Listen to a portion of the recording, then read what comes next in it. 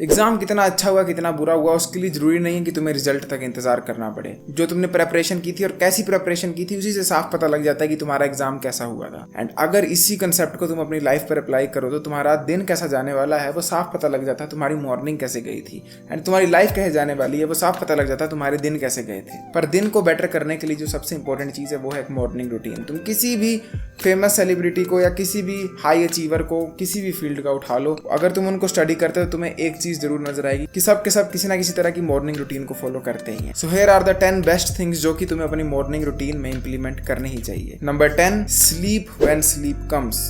Yes, morning routine पिछली रात से शुरू होती है, तब सो जब नींद आती है। अब देखो ये वाली एडवाइस ना बहुत ज्यादा कंट्रोवर्शियल होगी और डिफरेंट होगी कंपेयर टू जो एवरेज एडवाइस मिलती है जो कि बोलते हैं 8 बजे सो जाओ 9 बजे सो जाओ। मैं कह रहा हूँ जब नींद आती तब सो। पता है क्यों? क्योंकि ये जो एज है ना 20 साल से लेकर 27-28 साल तक की, इसमें अगर तुम कुछ बन गए तो बन गए, और अगर अच्छा बन गए तो तुम्हारी पूरी की पूरी फ्यूचर की लाइफ जो है वो बहुत प्यारी जाने वाली है।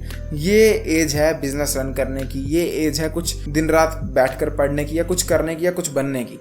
तो इस एज में I don't believe in the concept कि तुम्हें 8 से 10 घंटे सोना चाहिए। तुमने अपना बचपन सोकर ही बिताया है। Now it is time to wake up and finally wake up और काम कर लो 8-9 साल एंड उसके बाद अपनी अर्ली रिटायरमेंट एंजॉय करना, इतना पैसा बना लेना कि तुम बाद में दिन दिन भर सोए रहो। इसीलिए मैं चैनल के एंड में हमेशा कहता हूँ टू स्वीट एवरीवन, जागते रहो। अगर तुम इस चैनल का एग्जांपल लेकर देखो तो आज से 6 महीने पहले दिसंबर मंथ में जब मैं इस चैनल पर वीडियो डालता था ना, I was waking up all night, पूरी रात जागता था, मैं एडिट करता, दिन की 2 वीडियोज एडिट करता था। अब करने को तो मैं सेल्फ इंप्रूवमेंट वाला बंदा हूँ, है ना, मैं तो 8 घंटे सो सकता हूँ, मैं रात को 9 बजे सो सकता हूँ, पर मैं वो नहीं करता था। मैं 8-8, 10-10 घंटे एडिट करता था, दिन में 2-2.5 घंटे सोता था, 3 घंटे सोता था, जिम भी जाता था। क्यों? क्योंकि मैं अभी अफोर्ड कर सकता हूँ। ये चीज़ मैं 40 साल की उम्र में नहीं कर पाऊंगा, 15 साल की उम्र में करता तो बोना रह जाता। ये ही एक मुझे टाइम पीरियड मिला ऐसा लाइफ जब मैं ये चीज़ें कर सकता हूँ। मेरी बॉडी यंग है, रिकवरी फास्ट है और मैं बेसिकली ये चीज़ें अफोर्ड कर सकता हूँ अपने सिस्टम पर, क्योंकि मैं अभी यंग हूँ, फ्रेश हूँ। तो तुम्हें भी ये कंसेप्ट को अप्लाई अपनी लाइफ में करना चाहिए कि तुम तब सो जब तुम्हें थकावट के मारे नींद आ चली हो। तुम्हें इतना काम करना है दिन भर में, चाहे वो कोई भी फील्ड हो, पढ़ाई का हो, बिजनेस का हो, हॉबी हो, कुछ भी हो, वो तुम्हारी मर्जी है, पर तुम्हें इतना काम करना कि तुम्हारी आंखें फट चलें, दिमाग बिल्कुल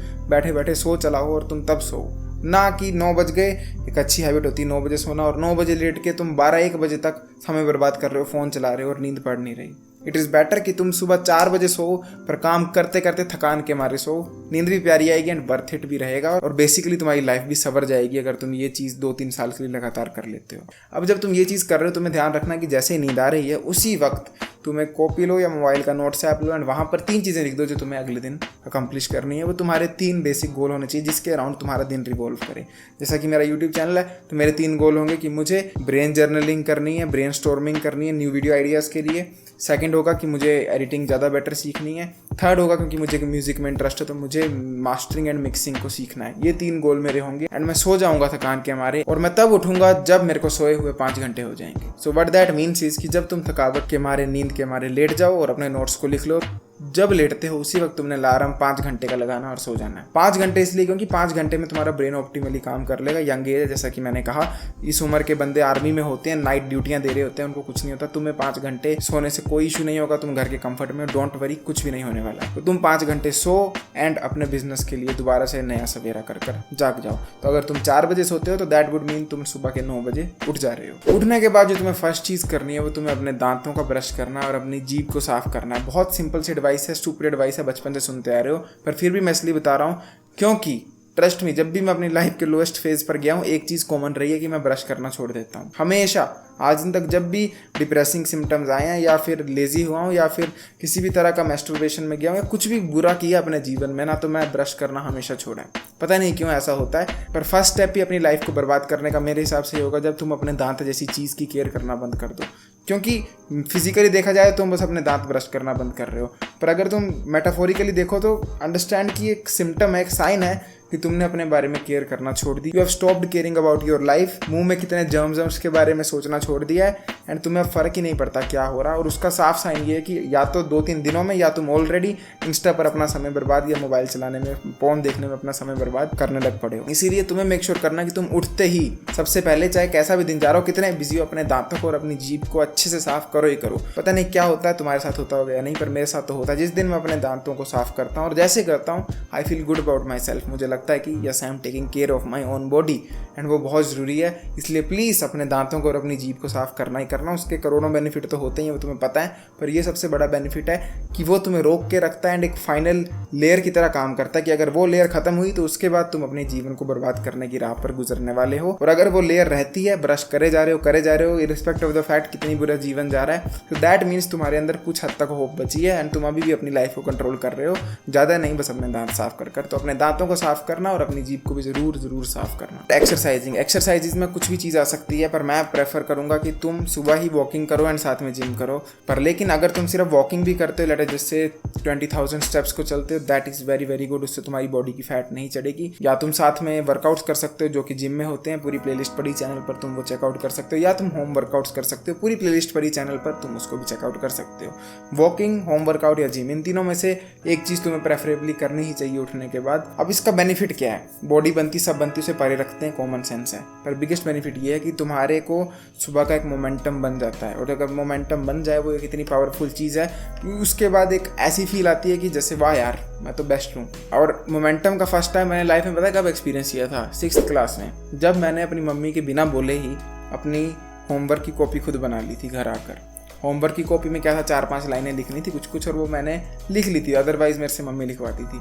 जब मैंने वो पहली बार लाइफ में लिखी, आई फेल्ट कि वाह यार अब से मैं रोज़ ये करूँगा और मैं क्लास का टॉपर बच्चा बन जाऊँगा, ऐसा हो जाएगा वैसा हो जाएगा। ऑल तो अगले दिन से ऐसा नहीं हुआ, पर that shows you the power of momentum. अगर तुम एक अच्छी चीज़ कर लेते हो, एक हार्ड चीज़ कर लेते हो, उसके बाद सब कुछ आसान लगने लग पड़ता है। मे बी एक्सपेक्टेशन बहुत हाई सेट हो जाती है कि जिस बंदे ने सोचो उठते ही वर्कआउट कर लिया, उसके लिए नॉर्मल सी चीज़ें, कंप्यूटर पर बैठना, पढ़ाई करना, उसको ऐसे फिर ऐसे छुट्टियों का काम लगता है क्योंकि वो सुबह ही वर्कआउट कर चुका है, उसका दिन फ्रेश जा चुका है। एंड अगर तुम सुबह वर्कआउट कर लेते हो और उसके बाद मैं तुम्हें बोलूँ कि जा बिस्तरे पर जाकर मोबाइल चला, तुम्हारा खुद ही मन नहीं करेगा। पता है, तुम्हें फील होगा कि नहीं यार अभी तो सुबह हो गए, इतनी अच्छी चीज़ की, इतनी बहादुरों वाली चीज़ की, अब मैं फिर से मोबाइल चलाने बैठ जाऊँ, नो मुझे कुछ काम दो। ऑटोमेटिकली अंदर से वाली ना फील आएगी एंड तुम बेसिकली अपना दिन बर्बाद नहीं करोगे। इसीलिए वर्कआउट जरूर करना। मेडिटेशन बहुत ही ज़्यादा इंपॉर्टेंट है, बहुत ज़्यादा। मेडिटेशन का इफेक्ट दूसरों के बोलने से कुछ नहीं लगता। बता भाई, तुम्हें खुद एक्सपीरियंस करना ही पड़ेगा कि मेडिटेशन से एक्चुअली में क्या होता है, ये ड्रामा है या सच्चाई है इसके पीछे कुछ। एक बार मेरी बात पे यकीन कर देखो। मेडिटेशन यार कर देखना। मैं 60 मिनट की मेडिटेशन की है, 2 आवर्स की मेडिटेशन की है, 30 मिनट्स की है और 2 मिनट्स की भी की है। एंड मैं कभी भी रिग्रेट नहीं किया मेडिटेशन करना, चाहे 1 सेकंड की हो या 1 घंटे की हो। एंड मेडिटेशन के साथ ही एक और छोटी चीज़ बताऊंगा, वो है Vim Hoff breathing. Vim Hoff breathing अगर तुम्हें देखनी, तुम यूट्यूब पे सर्च कर सकते हो, तुम्हें करोड़ों वीडियोस मिल जाएंगी। करना जरूर, उससे माइंडफुलनेस आती है।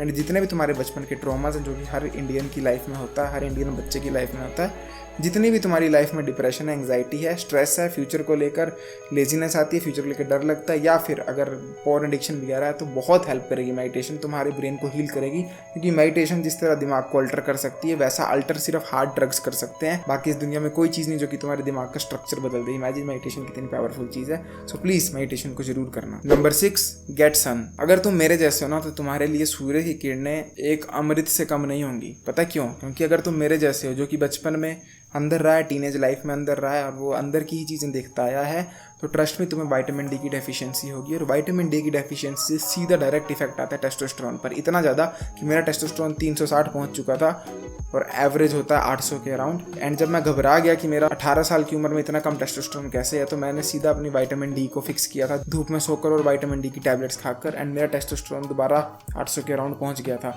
दिस शोज़ की विटामिन डी में कितनी पावर है। सन में सच में बहुत ज़्यादा पावर होती है भाई, और सन को इग्नोर मत करो। कम से कम दिन की 5 मिनट अपनी पीठ पर तो तेज धूप लेना ही लेना। अगर मैं अपना पर्सनल बताऊं, मैंने यहाँ पर एक गद्दा रखा हुआ है। मैं दिन में जब टाइम मिले, एक बार खड़ी धूप में अपना गद्दा बार बिछाकर 10 से 15 मिनट अपनी पीठ में तेज धूप को पड़ने देता हूँ। एंड लॉन्ग टर्म में उसका बहुत प्यारा इफेक्ट पड़ता है यार, बहुत ही प्यारा। तुम्हारा टेस्टोस्टेरोन लेवल कभी गिरता नहीं, तुम्हारा मूड बिल्कुल फ्रेश रहता है, तुम्हारी मेंटल वेलबींग बहुत अच्छी रहती है, तुम्हें रात को ऑटोमेटिकली नींद आने लग पड़ती है। क्योंकि हम ह्यूमंस हैं, हम बंदरों जैसे हैं, हमारी आंखें ऐसी नहीं है जो रात को देख पाती हैं। ये लाइटों की वजह से फेक लाइट क्रिएट होती है, वरना तो एक्चुअली में हम सिर्फ सूर्य के साथ जागने और उठने के लिए बने हैं। जब हम अंदर रहने लग पड़ते हैं, सूर्य से डिस्कनेक्ट होते हैं, तो हमारी लाइफ में भी कुछ पार्ट डिस्कनेक्ट हो जाता है। एंड इन्हीं छोटे छोटे डिस्कनेक्शंस जो कि हमारे नेचर के साथ हुए हैं, हम डिप्रेस्ड फील करते हैं, हम अलोन फील करते हैं। अगर तुम सूर्य के नीचे बैठोगे, समथिंग ब्यूटीफुल हैपन्स, तुम्हें फील होता है कि तुम भी इस यूनिवर्स का ही पार्ट हो, तुम भी एक नेचर हो, एंड तुम्हारा मूड ऑटोमेटिकली बहुत फ्रेश हो जाता है। ऐसा समझ लो कि तुम्हें कॉफ़ी के 4 कप मिल गए और साथ में संदीप महेश्वरी का फुल 4 आवर्स की पॉडकास्ट मिल गई,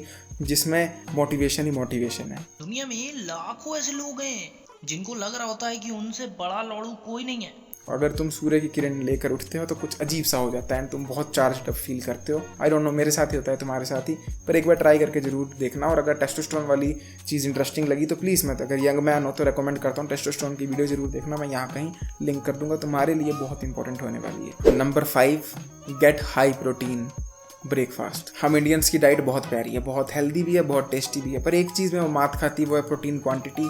बहुत ही कम प्रोटीन होती है हमारी डाइट में। तुम्हें मेक श्योर करना है कि तुम अपनी जो फर्स्ट मील ले रहे हो डे की, उसमें कम से कम 40 to 50 ग्राम प्रोटीन रख रहे हो। 40 to 50 ग्राम प्रोटीन का अगर तुम्हें आइडिया नहीं है तो तुम गूगल कर सकते हो कि एक फुलके में कितनी प्रोटीन होती है एंड तुम्हें दिमाग में आइडिया आ जाएगा कि 40 to 50 ग्राम प्रोटीन कैसे खाएं।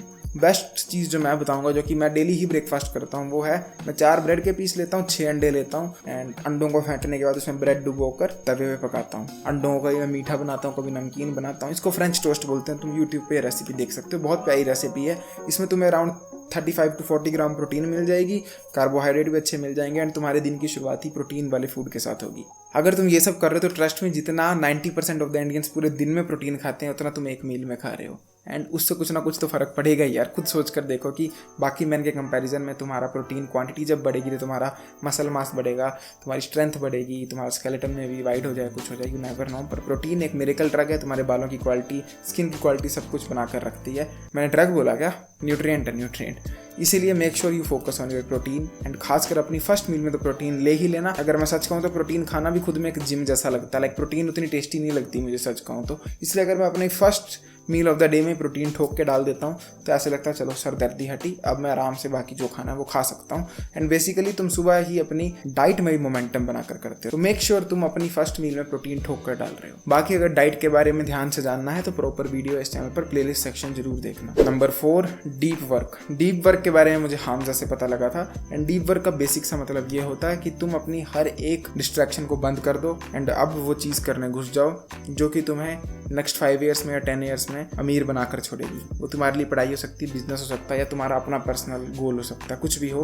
पर यहाँ पर ऐसी चीज़ होनी चाहिए जो कि तुम्हें पैसा दिलवाएगी। यहाँ पर हॉबीज़ की मैं बात नहीं कर रहा हूँ, यहाँ पर ओनली पैसे की बात कर रहा हूँ। वो अलग बात है कि तुम्हें लगता है कि तुम अपनी हॉबी से पैसा बना लोगे, पर यहाँ पर मैं मेन बात कर रहा हूँ एक ऐसे काम की जो कि तुम्हें फ्यूचर में पैसा देगा। तुम्हें अब वो काम करना है, वो कितनी देर करना वो तुम पर डिपेंड करता है, पर मिनिमम 2 घंटे तो होना ही चाहिए। तुम्हें 1 से 2 घंटे बैठना है और अपनी सारी की सारी डिस्ट्रैक्शंस को, जो कि मोबाइल फ़ोन एटसेट्रा बंद कर अब बस पूरा का पूरा फोकस देना अपने काम पर और किसी चीज़ के ऊपर नहीं। जब मैं डीप वर्क करता हूँ तो मैं 1 घंटे में 4 टाइम्स ज़्यादा स्क्रिप्ट लिख पाता हूँ और ज़्यादा बेटर राइटिंग हो पाती है। एंड बाय द वे एक डिस्क्लेमर देना चाहता हूँ, मैं अपनी हर वीडियो को स्क्रिप्ट नहीं करता। ये जैसे कि वीडियो, ये फ्री फ्लोइंग वीडियो है, मैं कुछ वीडियोज़ को स्क्रिप्ट करता हूँ। आफ्टर डीप वर्क नंबर 3 पे चीज़ आती है तुम्हारा हॉबी वर्क।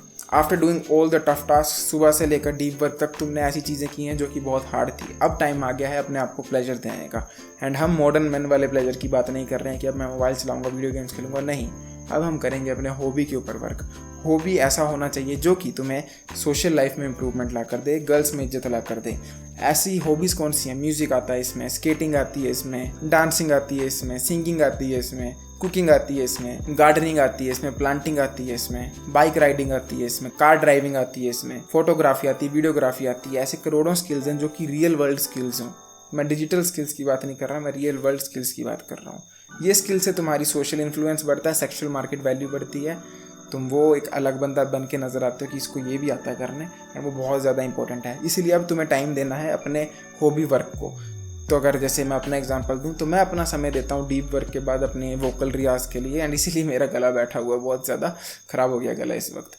तो तुम्हें अपना फोकस पूरा का पूरा देना है अपने उस हॉबी के ऊपर जो कि तुम्हें सोशल हायरार्की में ऊपर लेकर जाएगी एंड तुम्हारे दिल को भी सुकून देगी।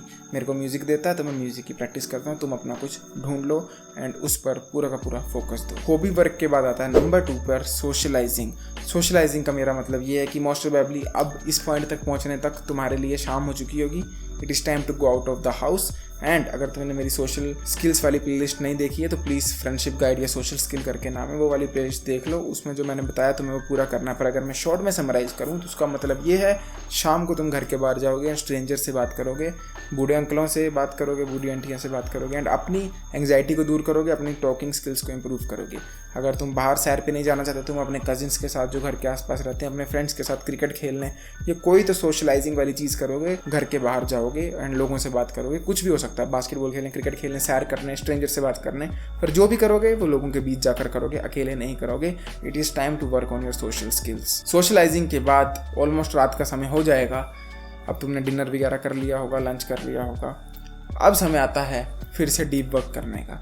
एंड ये वाला डीप वर्क मैं पर्सनली बताऊं तो मेरे लिए सबसे क्रूशियल होता है, क्योंकि दिन को मेरा उतना फोकस काम पर नहीं हो पाता फॉर सम रीज़न। रात को जो मैं डीप वर्क करता हूँ उस समय मैं सबसे ज़्यादा प्रोडक्टिव फील करता हूँ। अब यहाँ पर ये तुम पर डिपेंड करता है कि तुम्हें किस टाइम पर ज़्यादा फोकस नजर आता है, रात को प्रोडक्टिव ज़्यादा फील करते हो दिन को। अगर दिन को फील करते हो तो तुम दिन वाले समय में लॉन्गर डीप वर्क करोगे, पर अगर मेरे जैसे रात में फील होता है तो तुम अब रात को डिनर कर सोशलाइजिंग वगैरह करने के बाद अपने डीप वर्क में फिर से घुस जाओगे, अपना फ़ोन वगैरह साइड में रख दोगे। एंड अब समय आ चुका है तब तक काम करने का जब तक नींद नहीं आने लग पड़ती। अभी भी सेम प्रोटोकॉल फॉलो करना है पहले वाले डीप वर्क की तरह। इस बार भी कोई अननेसेसरी डिस्ट्रैक्शन नहीं, इस बार भी नॉन स्टॉप काम होगा। पर कब तक होगा कोई लिमिट नहीं है, तब तक होगा जब तक सर में दर्द ना होने लग पड़े, आंखें ना थकने लग पड़े, एंड ऐसा ना हो जाए कि बस भगवान अब मैं लेट रहा हूँ। अगर तुम इस पॉइंट पर पहुँच गए तुम्हें लेट जाना है एंड यही साइकिल को रिपीट करते रहना है। अगर तुम ये साइकिल को रिपीट कर रहे हो, ट्रस्ट में ऐसा हो ही नहीं सकता 2-3 साल बाद तुम्हारी लाइफ में एटलीस्ट 100 टाइम्स का अपग्रेड ना आया हो। बस इशू ये है कि तुम एक दिन कर लोगे, 2 दिन कर लोगे, तीसरे दिन नहीं हो पाएगा। इसलिए तुम्हें खुद को अकाउंटेबल रखना है। अकाउंटेबल रखने के लिए तुम डिस्कॉर्ड पर डेली जर्नलिंग कर सकते हो, वहाँ पर डेली अपना अपडेट दे सकते हो, डे 1, डे 2, डे 3, या फिर तुम मेरे को इंस्टा पर डीएम कर सकते हो। मैं पढ़ूंगा नहीं ऑब्वियसली, पर लेकिन तुम कर सकते हो कि आज भाई डे 1 हो गया, डे 2 हो गया, डे 3 हो गया, ताकि तुम्हें लगे कि अगर मैंने डे 5 मिस किया तो हो सकता है ये पढ़ ले और मुझे सुनाए, और मैं सुनाऊंगा अगर ऐसा हुआ तुमने मिस किया तो। या तुम अपने किसी फ्रेंड को बता सकते हो, अपने पेरेंट को बता सकते हो कि बाबा मैं ये करने वाला हूँ, अगर मैंने ऐसा नहीं किया, आप मुझसे पूछना नहीं किया तो आप मेरे को बहुत उल्टा पुल्टा सुनाना। वो तुम्हारी खुद की सरदर्दी है, तुम अपने आप को कैसे कंसिस्टेंट रखते हो। अगर आप इंटरेस्टेड हो मेरे साथ 1-to-1 कोचिंग कॉल में बात करने के लिए तो make sure check out description में ही तुम्हें मेरे इंस्टाग्राम का और डिस्कॉर्ड सर्वर का लिंक मिलेगा, उसको भी ज्वाइन कर लेना, तुम्हारे लिए बहुत काम का आने वाला है। I will see you next time, till then as usual to seat everyone, जागते रहो।